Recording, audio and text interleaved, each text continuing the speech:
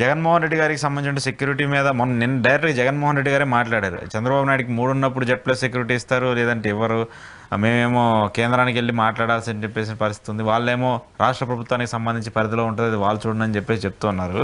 ఏంటి అసలు ఈ గోళ? అంటే ఏం లేదు సార్, జగన్మోహన్ రెడ్డి గారికి నాకు తెలిసి ప్రాణం మీద ఎవరైనా చంపేస్తారు లేకపోతే ఎక్కడి నుంచో థ్రెట్ ఉందని ఆయనకేం భయం లేదు.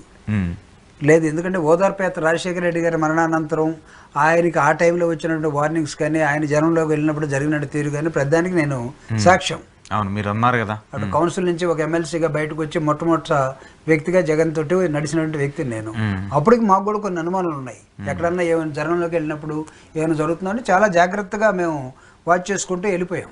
ప్రజల దగ్గర నుంచి జగన్మోహన్ రెడ్డి గారికి ఎప్పుడు థ్రెట్ లేదండి.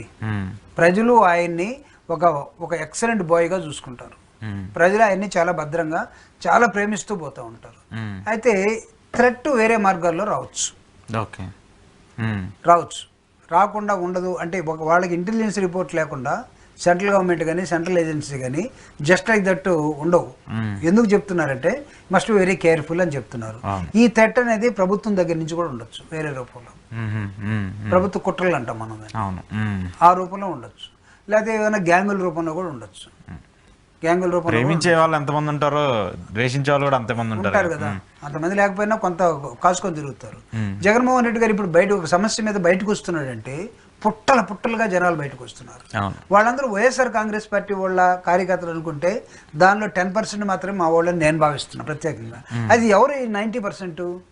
జగన్మోహన్ రెడ్డి గారి పరిపాలన చూసి, చంద్రబాబు నాయుడు గారి వాగ్దానాలను చూసి, ఆ వాగ్దానాలు మాయలో పడి జగన్ ఓటేయాల్సింది మర్చిపోయి కూటమికి ఓటేసి, కూటమి 1 year తర్వాత ఇది కూటమి భయంకరమైన అబద్ధాలు చెప్పి బయటకు వచ్చింది, ఇది అసలు ప్రజలకు సంబంధించిన సబ్జెక్ట్ కాదు, ఇది జగన్మోహన్ రెడ్డి కరెక్ట్ అయినటువంటి నాయకుడిని భావించినటువంటి జగన్మోహన్ రెడ్డి గారి పరిపాలనలో లబ్ధి పొందినటువంటి బెనిఫిషియరీస్ ఎవరైతే ఉన్నారో వాళ్ళు మెజారిటీ పీపుల్ వాళ్ళు కదులుతున్నారు. ఇప్పుడు వాళ్ళు కదులుతున్నారు.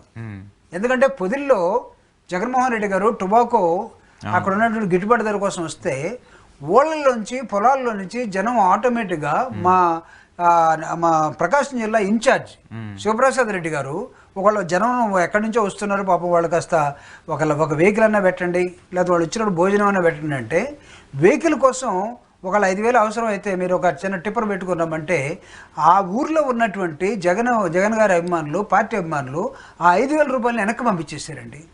మీ డబ్బులు మాకేమొద్దు, అసలు మా అంతరం మేమే వస్తున్నాం. 70,000 మందికి భోజనం అరేంజ్ చేస్తే భోజనం మాత్రమే కోరుకున్నారు వాళ్ళు. అది కూడా ఎంతమంది ఉన్నారో కూడా తెలియదు, మిగతా ఏం కోరుకోవాలా. అదేవిధంగా ఇక్కడికి వెళ్ళినప్పుడు, ఎక్కడికి సత్తెనపల్లికి వెళ్ళినప్పుడు, సత్తెనపల్లికి వచ్చినటువంటి జనం ఎవరు? పోలీసులు మొత్తం ఈ వెహికల్ వస్తుంటే ఆపేశారు. రోడ్డు మీద మనుషులు వస్తుంటే టోల్ గేట్ పెట్టారు. కానీ అన్ని వేల మందిని మీరు ఆపగలిగారా? పొలాలు వెంట పరిగెత్తుకుంటూ వచ్చారు, పొలాల వెంట జగన్ గారి కోసం చూడటం కోసం. ఎందుకంటే ఇతను మాట మీద నిలబడ్డాడు. అది అంటే మీరు చెప్పింది ఏది జరగట్లేదు, జగన్ చెప్పింది మాత్రమే జరిగింది గతంలో, దానికి మేము సాక్ష్యం చెప్పాలనే జగన్మోహన్ రెడ్డి గారు ఆహ్వానం లేకపోయినా, ప్రభుత్వం వద్దని చెప్పినా, ప్రభుత్వం నిర్బంధాలు పెట్టినా ఆ ప్రజలు జగన్ అంటే ఎలా వస్తున్నారంటే, మేము ప్రభుత్వం డబ్బులు గతంలో ఎప్పుడు కూడా మాకు ఎవడు 10 రూపాయలు ఇవ్వలేదు, జగన్మోహన్ రెడ్డి గారు వచ్చిన తర్వాత 2,75,000 కోట్ల రూపాయలు అవినీతి లేకుండా, మిడిల్ మ్యాన్ లేకుండా, తన పార్టీ మనుషులు లేకుండా మొత్తం మాకందరికీ కాస్త కూస్త ఆదుకున్నాడు. ఆ విశ్వాసం కలిగినటువంటి వ్యక్తులే ఈరోజు జగన్ వెంట పరిగెత్తా ఉన్నారు. మీ దగ్గర మీరు మీటింగ్ పెడితే జనం వస్తున్నారా? చెక్ చేసుకోండి ఒకసారి, పెట్టి చూసుకోమనండి.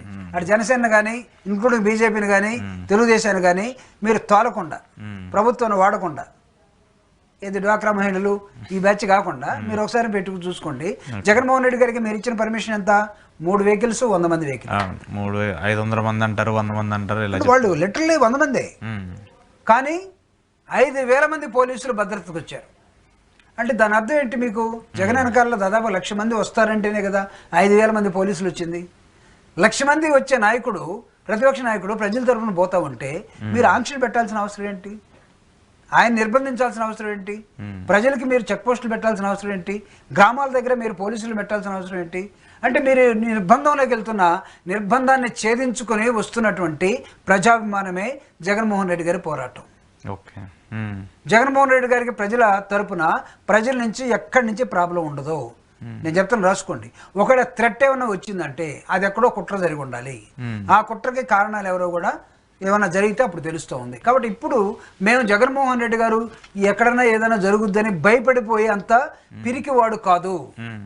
రాజశేఖర రెడ్డి గారి మరణానంతరం ఢిల్లీలో ఉన్నటువంటి సొంతగా కాంగ్రెస్ పార్టీ, ఆంధ్రప్రదేశ్లో ఉన్నటువంటి జగన్మోహన్ రెడ్డి గారికి వ్యతిరేకంగా తయారైనటువంటి కాంగ్రెస్ పార్టీ, కలిసిపోయినట్టు తెలుగుదేశం పార్టీ, వీళ్ళిద్దరు కలిసి ఎన్ని కుట్రలు పడినా జగన్మోహన్ రెడ్డి గారు ఎక్కడ కూడా